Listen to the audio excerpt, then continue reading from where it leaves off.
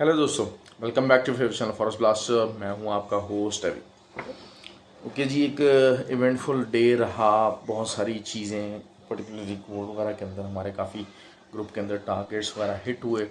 और जो currency pairs थे, जो जिस तरीके से उनको थोड़ा सा बुलिशनेस की तरफ देखा जा रहा था और जिन एरियाज़ का इंतज़ार किया जा रहा था, तो वहाँ पर आए। ऑल्दो के उन चीज़ों को देखते हुए बहुत सारे लोग जो थे जिन्होंने बाय वगैरह या कुछ सेलिंग वगैरह ली, तो मोर ऑफ देम के जनाब बाइंग की तरफ बैठे, तो उन्होंने प्रॉफिट बनाया होगा। क्योंकि शायद मैं बार बार जिन टारगेट्स का जिक्र कर रहा था, जिन एरिया का जिक्र कर रहा था, वो आए। अच्छा, अब जो है वो सबसे पहले मैं बात करूँगा। अच्छा, कल लोगों ने कहा जी नैस्डैक की बात की, मैंने नैस्डैक की बात कर ली थी और मैंने आपको ये बात कहा था कि 13,570, 13,570 इसका मैंने जिक्र, इसका आपने मेरी वीडियो के अंदर बार सुना होगा कि दिट इज़ द एरिया जो कि जब 13,300 से ऊपर क्लोजिंग दी थी, तो मैंने उसी टाइम आपको बार बार एक ही बात कही थी कि 13,570 इज़ द एरिया जो कि आ सकता है, और वो आया भी। और जो है वो मैंने आपको एक ही बात कही थी कि ये जो एरिया है, यहाँ से आपको रिजेक्शन के प्रॉस्पेक्ट्स देखने पड़ेंगे। और जो है वो, क्योंकि देखें, बार बार मैंने आपको बात की थी कि it is on the bullish move, और फिर वो मूव कंप्लीट करेगा अराउंड 13,570। आज वो मूव कंप्लीट हो गई। अच्छा, इसी तरीके से अगर मैं देखता हूँ, तब कल के जो आने वाले एक दो दिन हैं वो बहुत ज़्यादा इंपॉर्टेंस क्यों इख्तियार कर गए। एक तो ये नास्डैक का ये एरिया आ गया जिसको हम बहुत अरसे से एक्सपेक्ट कर रहे थे। फिर सेकेंडली अगर हम GBP JPY की बात करते हैं, तो H4 के ऊपर या इंट्राडे के ऊपर अगर आप देखते हैं, तो W पैटर्न जिसका मैं बार बार जिक्र करता रहा था, वो जो है वो आ गया। और 152.3 का जो 172.3 का जो एरिया था, उसका मैं बार बार जिक्र कर रहा था, वो भी मौजूद है। इस टाइम पे आपकी नज़रों के सामने है। USD JPY 137.5 137.6 का एरिया मैंने आपको कहा था, वो भी आ गया। अब वही मैं बात कर रहा हूँ कि अब आने वाले जो एक दो दिन हैं, they are very very important in these pairs. बहुत ज़्यादा इम्पोर्टेंस के हामिल हैं। उसकी वजह क्या है? उसकी वजह यही है कि अगर हम चीज़ों को देखते हैं, तो यहाँ से अगर तो ये सेलिंग में जाते हैं ये पेयर, तो it can be a very very big selling. आप इनको इंट्राडे के ऊपर, ये मोस्टली जो एरियाज़ हैं वीकली रेजिस्टेंस के एरियाज़ हैं, और जब भी वीकली रेजिस्टेंस के एरियाज़ प्ले करते हैं, तो फिर वो अच्छी मूव, लंबी मूव देते हैं। तो जो तो हमारे साथ स्विंग ट्रेडर हैं, तो वो तो इस टाइम पे आप जिसे कहते हैं कि बहुत ज़बरदस्त तरीके से इन एरियाज़ का इंतज़ार कर रहे हैं, and they are very excited about it. हाँ, जो इंट्राडे वाले हैं उनके लिए भी ऑब्वियसली एक बहुत इंपॉर्टेंस के हामिल हैं ये एरियाज़। अच्छा, खैर, फ्री व्हाट्सएप ग्रुप होता है, उसके अंदर ज़्यादा डिटेल में डिस्कशन हो जाती है। जो मुझे किसी भाई ने कहा, उसने कहा जी आप क्यों बताते हो? मैंने उनको सिर्फ एक जवाब दिया, मैंने कहा जी मेरा ग्रुप है, मेरी वीडियोज़ हैं, मेरी मर्ज़ी है। आपको नहीं सुनना, आप मत सुनिए। इट इज़ माई विलिंगनेस कि मैं क्या करूं और क्या बात करना चाहूँगा अपने चैनल के ऊपर, कितनी लंबी वीडियो बनाऊंगा, किस बारे में क्या बात करूँगा, ये मेरी मर्ज़ी है। आप अगर आपको वो चीज़ अच्छी नहीं लगती है, तो आप उसको बेशक पास ऑन कर सकते हैं, अवॉइड कर सकते हैं। ठीक हो गया। अच्छा जी, तो फ्री व्हाट्सएप ग्रुप में दरअसल हूँ, हर कोई ज्वाइन कर सकता है। आपको करना क्या है, आपको एक्सनेक्स और ऑक्टाफेक्स के ऊपर हमारे IB लिंक के साथ जुड़ना पड़ेगा और वहाँ पर ट्रेड करनी पड़ेगी। As only active traders are allowed in the group. Link video के डिस्क्रिप्शन में मौजूद है, व्हाट्सएप नंबर भी नीचे मौजूद है। आप रब्ता करके वहाँ पर अकाउंट बना के हमारे फ्री व्हाट्सएप ग्रुप का हिस्सा बन सकते हैं। दूसरी बात यह है कि अगर आप ऑलरेडी ऑक्टाफेक्स और एक्सनेक्स पर ही ट्रेड कर रहे हैं, तो फिर आप जो है वो ज्वाइन इन कर सकते हैं ये वाला फ्री ग्रुप। और देखिए, मैं हमेशा बात करता हूँ कि लर्न कीजिए चीज़ें। मार्केट के अंदर ट्रेड आपके अगेंस्ट आना ना आना, that is something very very secondary. आपको पता होना चाहिए कि आपकी गलती क्या है। आपको अपनी मिस्टेक से लर्न करना है। आज एक साहब है, वो मेरे ग्रुप के अंदर का तो हिस्सा नहीं, ग्रुप के अंदर तो मैं बार बार बताता रहता हूँ कि जी आपको ओवर ट्रेडिंग नहीं करनी, और अगर आपको स्कैल्पिंग करनी है, तो फिर स्कैल्पिंग के ऊपर आपको क्या ट्रेड्स लेनी है, क्या करना है, वो मैं बताता रहता हूँ। आज एक साहब हैं, उन्होंने मुझे अपनी ट्रेड्स का रिकॉर्ड भेजा, कुछ तकरीबन $500-550 का उनका अकाउंट था और नैस्डैक के ऊपर वो साहब ट्रेड कर रहे थे और जो उनके लॉट साइज लगा हुआ था 0.20 0.30, इन लॉट साइज के साथ वो ट्रेड कर रहे थे और मुझे कह रहे थे कि मैं तो बहुत परेशान और मेरे तो अकाउंट जो है बिल्कुल तबाही के दहाने पे आए। I hope and I wish कि उनका अकाउंट बच जाएगा, रिट्रेसमेंट आएगी। लेकिन यही बात होती है कि आपको ये गलती को एक्सेप्ट करना है कि हाँ ये मेरी गलती है। यही चीज़ें मैं फ्री व्हाट्सएप ग्रुप के अंदर बताता हूँ, सिखाता हूँ। अगर देखें $500 के अकाउंट के ऊपर 0.20 की ट्रेड लगाना इज़ नॉट अ क्राइम, मैं बता रहा हूँ आपको बात, it is not a crime. लेकिन फिर करना क्या है, आपको करना ये है कि 20-30 पिप से ज़्यादा अगेंस्ट आपका एसएल नहीं होगा। ये मैं आपको बात बता दूँ, फिर वो स्कैल्पिंग ही होगी। अगर आप कहते हैं कि जनाब आज ही $500 का अकाउंट होगा और मैं 0.20 की ट्रेड लगाऊंगा और मैं 150 पिप्स का जो है वो टारगेट निकालूंगा, तो that is not gonna happen. ठीक हो गया। तो ये चीज़ें बार बार बताने से आती हैं, बार बार एक कम्युनिटी के अंदर बैठते हैं, कम्युनिटी ग्रुप है, सिग्नल ग्रुप नहीं है। और बहुत सारे लोग जिन्होंने मुझे कहा कि चीने मीने ग्रुप्स और ये वो इनका जिक्र करें, तो सर बात वो ये कि 90% जो लोग हैं यहाँ पर वही ट्रेडिंग कर रहे हैं। एक तो ये कि सेफ ट्रेडिंग होती है करेंसी पेयर्स में, सिर्फ आप ट्रेड बताएं, सेफ ट्रेडिंग है ना, करेंसी पेयर्स में मूवमेंट कम है, स्लो है और मतलब उसमें प्रॉफिट भी कम है, प्रॉफिटेबिलिटी कम है। तो लोग अक्सर जो है ना वो जो ये फ्री व्हाट्सएप ग्रुप जब मंथली पेड सर्विसेज चलाते हैं, पेड ग्रुप्स चलाते हैं और पेड सिग्नल सर्विसेज बेचते हैं, तो वो ज़्यादातर ये सेफ ट्रेडिंग अडॉप्ट करते हैं। लेकिन यकीन कर लें कि इसमें प्रॉफिट नहीं होता, कभी प्रॉफिट नहीं होता, बहुत ज़्यादा प्रॉफिट आप अर्न नहीं कर पाएंगे। अब आपके सामने है, अगर यूरो और जीबीपी की बात करते हैं तो कितने ही हफ्तों से इसी रेंज में फंसा हुआ है, कितनी को मूवमेंट डेली आ रही है और आप इसमें क्या कमाएंगे और क्या खाएंगे, मुझे बता दें आप। तो आपको थोड़ा सा ब्रेव होना पड़ेगा, निडर होना पड़ेगा। आपको गोल्ड, नैस्डैक, ऑयल के ऊपर ट्रेड करनी पड़ेगी। अच्छा जी, ऑयल का आज मैं बताता चलूँ आपको, देखिए अक्सर यही होता है कि ऑयल का आज जो डाटा आया that was negative for the oil prices. Oil का जो इन्वेंट्रीज का डाटा था वो मोर देन 5 मिलियन आया। तो दिस शोज़ कि जनाब इकोनॉमिक एक्टिविटी स्लो है यूएस के अंदर। लेकिन होता क्या है कि जनाब जब रिटेलर्स ये इकोनॉमिक डाटा देखते हैं तो कहते हैं कि यार अब मार्केट की प्राइस नीचे जाएगी और वो सेलिंग में बैठ जाते हैं, जबकि मार्केट के जो स्मार्ट मनी होती है वो फिर वहाँ से उनको they start ratcheting up them up और they get racked because of that thing. तो मैं हमेशा आपको ही बात करता हूँ अक्सर के जनाब आज सेंटीमेंट के अगेंस्ट रेट का, तो इस वजह से मैंने तो आपको बता दी था। और जो सेलिंग का लेवल था ऑयल का वो अब आ रहा है और ये एरिया सेलिंग के ही हैं और आज जो डाटा आया उसका इम्पैक्ट कल आना चाहिए, उसका कल इम्पैक्ट आना चाहिए। 100 पिप्स आपको नहीं छोड़ना है और 73.20 से नीचे H4 कैंडल ओपनर क्लोज होती है तो आप ऊपर का एसएल देके 73.5 का 73.6 का एसएल देके आप अच्छा सेलिंग में बैठ सकते हैं और अच्छा प्रॉफिट कमा सकते हैं। 100-150 पिप्स आपका निकलना चाहिए मॉर्निंग के ही अर्ली सेशंस के अंदर। तो ऑयल की तो बात हो गई है, क्योंकि देखें ऑयल का भी ये एरिया में बड़े देर से आपको बात कर रहा था कि 72.60 ऑल लोग मार्केट 73 से भी ऊपर गई।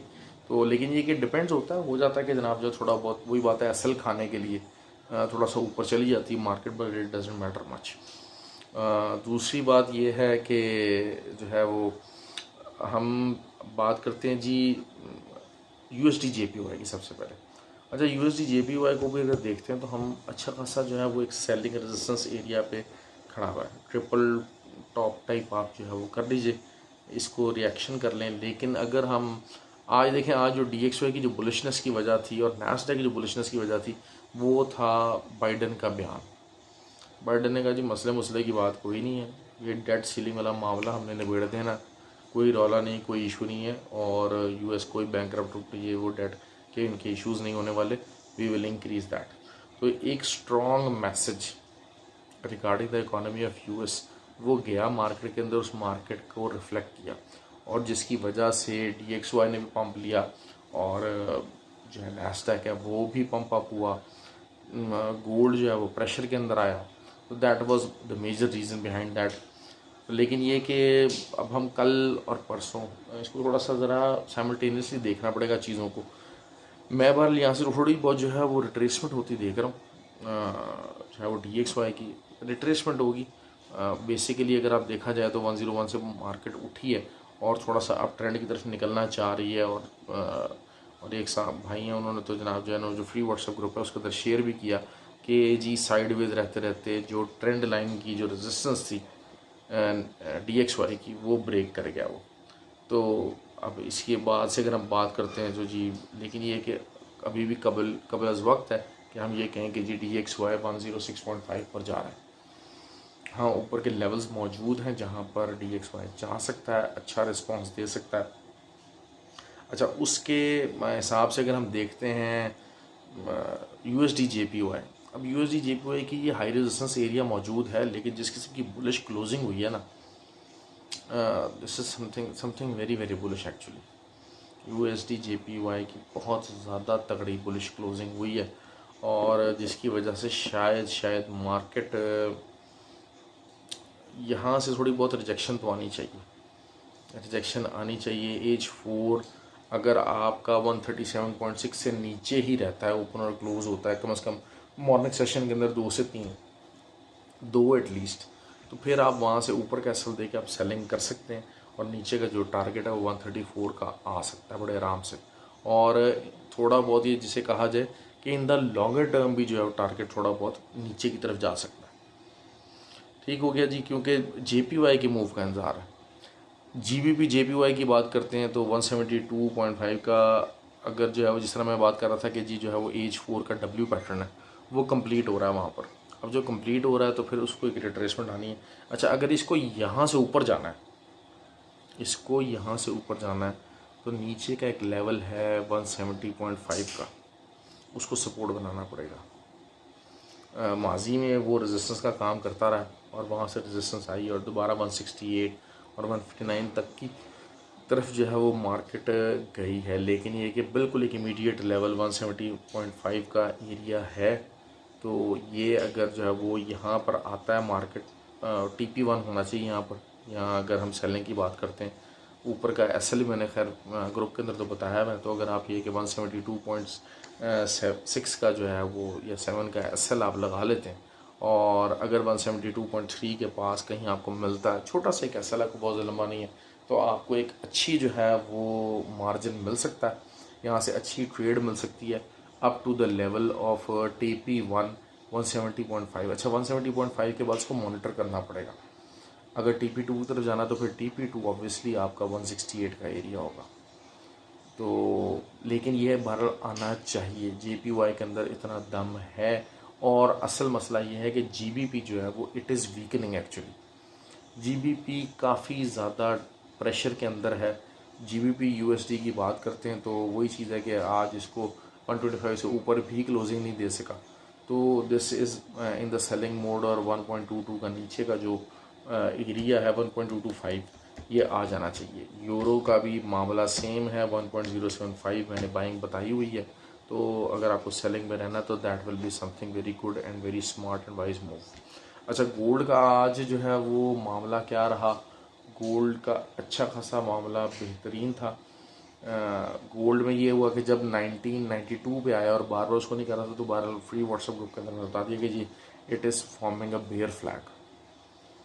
अच्छा, बेयर फ्लैग था। उसके बाद जब इवन के वहाँ से बाय निकली, जो कि मैंने आपको बताया था बाय का एरिया था, तो मैंने वहाँ पर लिखा, मैंने कहा you have to watch out कि अगर 88 से ऊपर अगर H4 क्लोज होगी तो बाय को कंटिन्यू कीजिएगा, वरना फिर हमें उस बाय को कट ऑफ करना पड़ेगा। उस बाय का प्रॉफिट वॉट एवर 10, 20, 30 पिप्स जो भी है, या कोई अगर लॉस में, तो we have to book that. देखिए, लॉसेस को बुक करना it is something the smart decision, अपना जो ब्रेव डिसीजन होता है ये वो होता है। क्यों? क्योंकि ये डिसीजन बताता है कि यार हाँ, मुझे घबराहट नहीं है, ये 20, 30, 40 पिप्स हैं, 50 पिप्स हैं, मैं कवर कर सकता हूँ। I am with the good trading community. लेकिन उस चीज़ को बार बार एसल हटा के और उस चीज़ को मज़ीद ख़राब कर देना, ये बड़ा गलत काम है। इस काम को आपको अवॉइड करना चाहिए। इस काम की वजह से आपके लिए मसले मसाइल बढ़ सकते हैं। अच्छा, अब अगर आप भी देखते हैं तो अब 1984 का एरिया, इसके ऊपर अगर H4 कैंडल ओपन और क्लोज़ होती है तो फिर तो मार्केट दोबारा ऊपर की तरफ जाएगी और एक अच्छी सेलिंग अपॉर्चुनिटी आपको देगी दोबारा से। क्योंकि देखिए मार्केट ने एक बड़ी मूव ली है, आज भी उसमें बहुत सारे जो लोग जो रिटेलर बाय में बैठना चाह रहे थे उनके भी एसएल्स उड़ाए हैं, काफ़ी लोगों के एसएल्स उड़ाए हैं। और अब लोग क्या है कि लोग सीरियसली अब सेलिंग की तरफ देखना चाह रहे हैं। ठीक हो गया। और यही बात होती है, मार्केट यहीं पे आपको प्ले करती है। मार्केट अब साइडवेज मूवमेंट रखेगी, अपना जो साइडवेज एक नई रेंज बनाएगी, उस रेंज के अंदर आपको लोग सेलिंग में और बाइंग में बैठते नजर आएंगे। और फिर बाइंग वाले जो हैं वो दे कुड गेट रेक्ट। तो फिर वही हमारी बात हो जाती है कि हमें 1996 का अगर एरिया मिलता है तो हम ऊपर से सेलिंग करेंगे। ये चीज़ अपने जहन में रखिएगा। आइडियल एरिया तो वही है, वीडियो जो देख रहे हैं उनके लिए है। बाकी जो एरिया जो भी सिचुएशन बनेगी जो फ्री व्हाट्सएप ग्रुप की, वो तो मैं आप बताता चाहता हूँ आपको। ग्रुप के अंदर भी मैं गाइड करता रहता हूँ साथ साथ, जो चीज़ भी मार्केट अगेंस्ट होती है। सर दूसरा भी ये होता है कि यार ज़रूरी नहीं है कि आप रोज़ जो है वो प्रॉफिट ही बना के निकलें। There are the days when you have to rely कि जनाब हाँ ठीक है आज मुझे लॉस हुआ, you have to give the market those days as well. और आज तो मार्केट की अगर कोई मूवमेंट नहीं, जैसे गोल्ड के ऊपर अगर किसी ने बाय भी ली तो आई डोंट थिंक सो कि जनाब जो है ना कोई ऐसा कोई मसला मसाइल था। छोटा मोटा अगर एसएल भी हिट हुआ इट इज इन्वेस्टेड। लेकिन ओवरऑल जो समझदार लोग थे, जो सिंपल थे, क्योंकि मैंने आपको कहा कि overall trend is the selling trend. तो जो ओवरऑल ट्रेंड के साथ लोग चलने वाले लोग थे उन्होंने तो इसमें प्रॉफिट ही बनाया है। अच्छा, यूके के क्लाइंट्स के लिए, यूके और यूरोप के क्लाइंट्स के लिए मैं आपको बार बार बताता चलूँ कि यूके यूरोप के क्लाइंट्स के लिए जीटीसी का ब्रोकर है, लिंक वीडियो के डिस्क्रिप्शन में मौजूद है। आप उस पर रब्ता कर सकते हैं और उसके ऊपर कांटेक्ट करके अपना अकाउंट बना सकते हैं और वहाँ पर ट्रेड कर सकते हैं। क्योंकि वही चीज़ है कि the leverage is there. UK के अंदर 1:30 1:50 का लेवरेज मिलता है। जीटीसी आपको एक अच्छा लेवरेज देता है। अच्छा, एक और चीज़ आज ख़बर भी आई थी कि जी पाकिस्तान में क्रिप्टो के ऊपर बैन लग रहा है और वो थोड़ा सा बहुत उसको चीज़ों को कर रहे हैं। हाँ ऑब्वियसली जो बाइनांस के ऊपर ट्रेडिंग करते हैं लोग उनके लिए मसले मसाइल आ सकते हैं, उनके लिए इश्यूज़ आ सकते हैं। लेकिन otherwise I still don't think कि this is something a worrying sign. क्योंकि बाइनांस का मसला ये कि बाइनांस जो है वो वीपीएन के साथ जो होता है वो नहीं चलता। बाइनांस के अंदर ये इशू है, बाइनांस के अंदर ये प्रॉक्सी लगी हुई है कि वो वीपीएन के बगैर ही चलेगा, वीपीएन के साथ वो नहीं चलता। अच्छा, लेकिन ऑन द कॉन्ट्रेरी अगर हम दूसरी तरफ बात करते हैं तो यूरोप है, यूरोप में क्रिप्टो रेगुलराइजेशन बिल एक्सेप्ट कर लिया गया। तो this is a huge impact. और वही बात है कि दुनिया की डायरेक्शन मशरक़ और पाकिस्तान और ये सारा जो सब कॉन्टिनेंट हो मगरब की तरफ मूव कर रहा है। हमेशा से हमारा यही रोना है, यही अलमिया है। तो आज भी हम उसी चीज़ को बैठे हुए रो रहे हैं और डिस्कस कर रहे हैं। लेकिन बहरहाल अल्लाह बेहतर करेगा। लेकिन it is still not a worrying sign. और अगर तो आपको यूएसडीटी सस्ता मिल रहा है बाइनांस के ऊपर, कुछ लोग पैनिक की वजह से रेट मार्केट में कम हुआ है, तो अगर कोई सस्ता बेच रहे हैं तो प्लीज़ उसको ख़रीदें और इस मौके को जानने दें। लेकिन ये कि इवेंचुअली बाइनांस का ये मामला जो है वो पीटीसी के साथ हो जाएगा। क्योंकि पाकिस्तान की तरफ से ये कोई पहली कोशिश नहीं है क्रिप्टो को बैन करने की। और ठीक है, अगर पाकिस्तानी मफादात इसके अंदर हैं, वो बैन करना चाहते हैं तो ज़रूर कीजिए। और हैं, लेकिन वही बात होती है कि अपने प्लेटफॉर्म्स बेहतर कीजिए। पाकिस्तान के अंदर जो है वो वही बात है कि हम लोग ये बात करते हैं कि ऑप्शंस होने चाहिए, हर तरह के बिज़नेस के ऑप्शंस होने चाहिए। हम एटलीस्ट दुनिया को फॉलो करें तो दुनिया को फॉलो को प्रॉपर तरीके से करें। हम इसको लेजिस्लेटिव वे के अंदर कर सकते हैं, सब कुछ कर सकते हैं। और अल्हम्दुलिल्लाह हम लोग ग्रे लिस्ट के अंदर नहीं है।